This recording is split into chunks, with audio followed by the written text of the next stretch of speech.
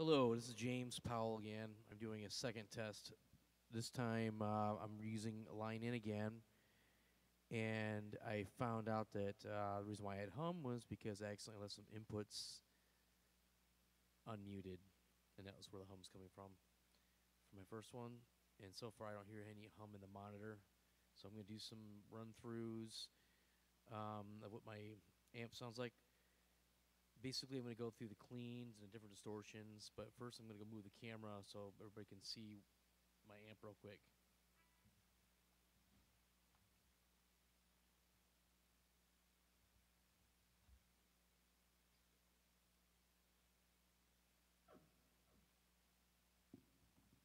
Okay, I'm using, it's a rack mount turned into an amp head.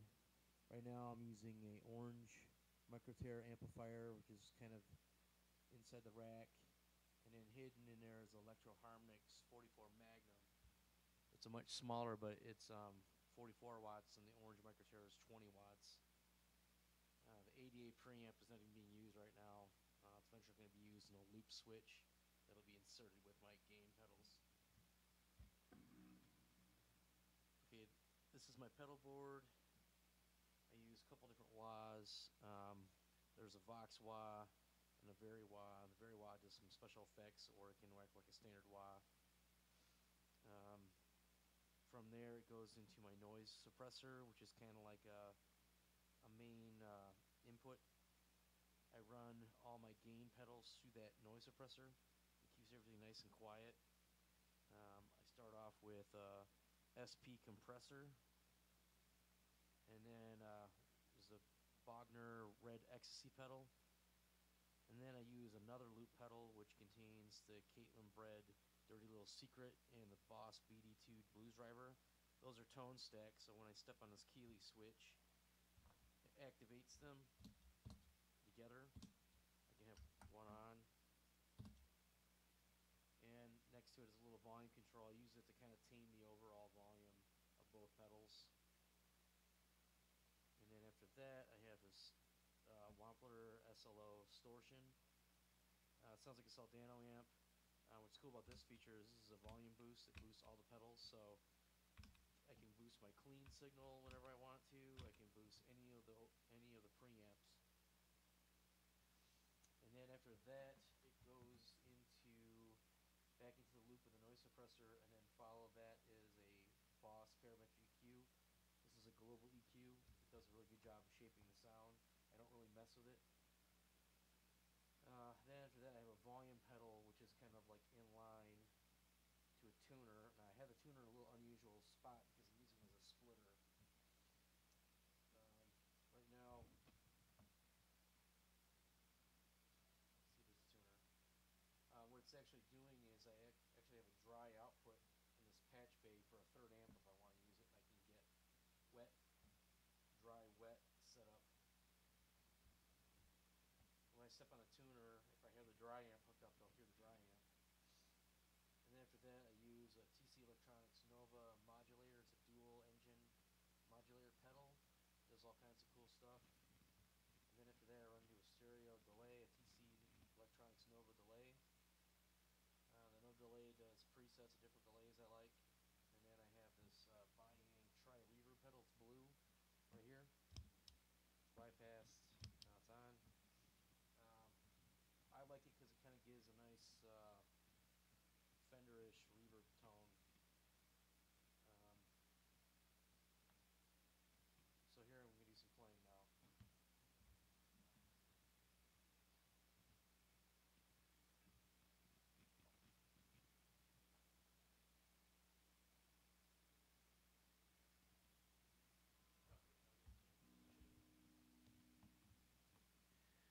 Of course, you probably had trouble hearing me when I was moving the camera, so I'll explain again. I'm going to go through some of my sounds, the clean and the overdrives, just so you can hear what they sound like.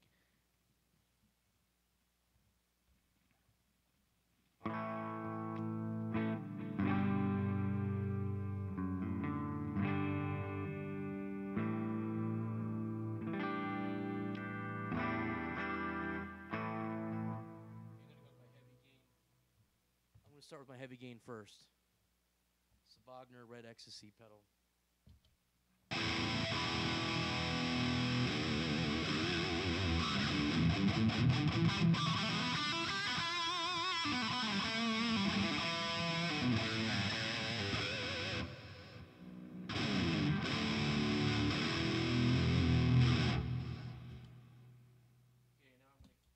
Now I'm going to go to the Caitlin bread, and it's going to sound like a plexi amp. Okay, here we go.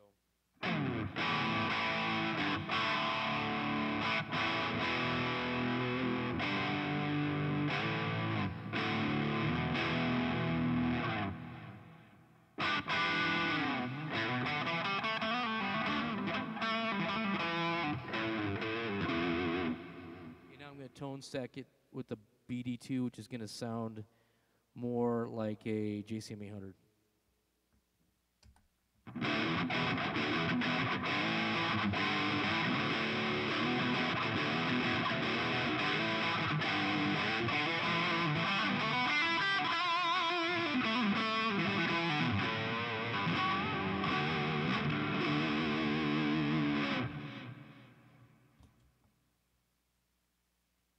Okay, next is the Wampler SLO Distortion. It sounds like a Soldano.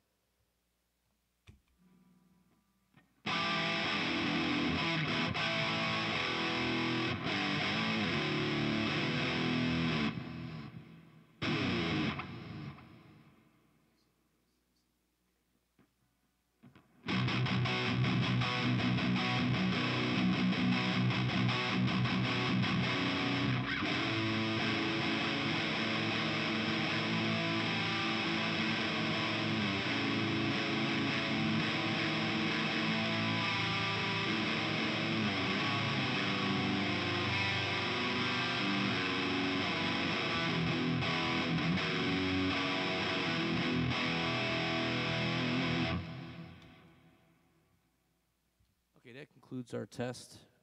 Let's check it out.